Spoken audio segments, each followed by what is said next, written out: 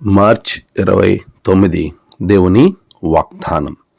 సిలువను గూర్చిన వార్త నశించుచున్న వారికి వెర్రితనము గాని రక్షింపబడుచున్న మనకు దేవుని శక్తి. కొరింథీయులకు రాసిన మొదటి పత్రిక 1వ అధ్యాయము 18వ వచనం. మన ప్రభువైన యేసు క్రీస్తు నామములో మీ అందరికీ ఈ ఉదయము శుభములు తెలియచేయచ్చు ఉన్నాను. ప్రియులారా, దేవుని మహోన్నతమైన కృపను బట్టి మనము గడిచిన గుడ్ ఫ్రైడే నుండి ఈ గుడ్ ఫ్రైడే వరకు సజీవంగా ఉంచి మనం మంచి శుక్రవార ధ్యానాన్ని దేవుని సన్నిధిలో గడిపే సమయాన్ని ప్రభువు మనకు అనుగ్రహించాడు. ఈ సమయాన్ని బట్టి దేవునికి నేను కృతజ్ఞతాస్తుతులు చెల్లించుచూ ఉన్నాను. ప్రియ విశ్వాసి, మీ అందరికీ ఈ మంచి శుక్రవారము మంచి జరగాలని, మీకు మంచిగా ఉండాలని, మీరు ఆశీర్వదింపబడాలని నేను కోరుకుంటూ ఉన్నాను. ప్రియ సంఘమా, విశ్వాసులారా, దేవుని గూర్చినటువంటి ఆ సిలువను గూర్చిన వార్త అనేకులకు అది వెర్రితనంగా కనబడుతుంది.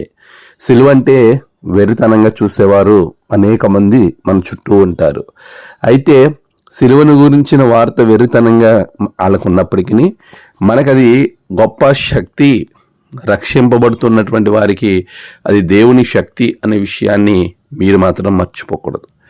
క్రీస్తు బిడలగా, క్రీస్తును వెంబడించేటువంటి వారిగా సిలువను ఏమాత్రం మీరు అవమానపరచకూడదు.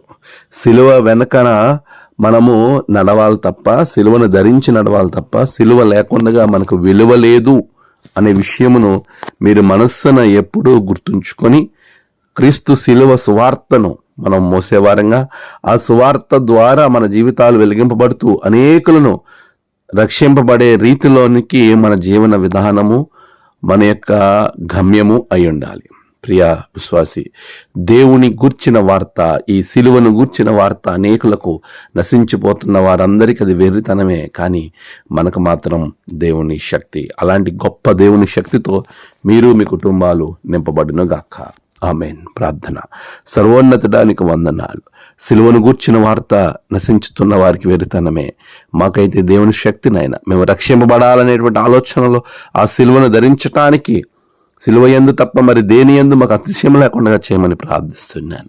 నిబిడలను దీవించండి, ఆశీర్వదించండి, రక్షించండి. ఈ దినము జన్మదినము, వాహదినము, ఆయా విశేష దినములు జరుపుకుంటున్న బిడలను బహుగా దీవించండి. తమ ప్రియులను కోల్పోయి ఆదరణ కొరకు ఎదురు చూస్తున్న బిడలకు ఆదరణ దయచేయండి.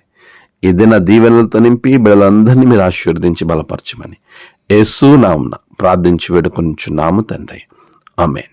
తండ్రి, కుమార, పరిశుద్ధాత్మ త్రియేక దేవుని దీవెన మీకు నిరంతరం తోడుగా ఉండి దేవుని శక్తితో నింపును గాక.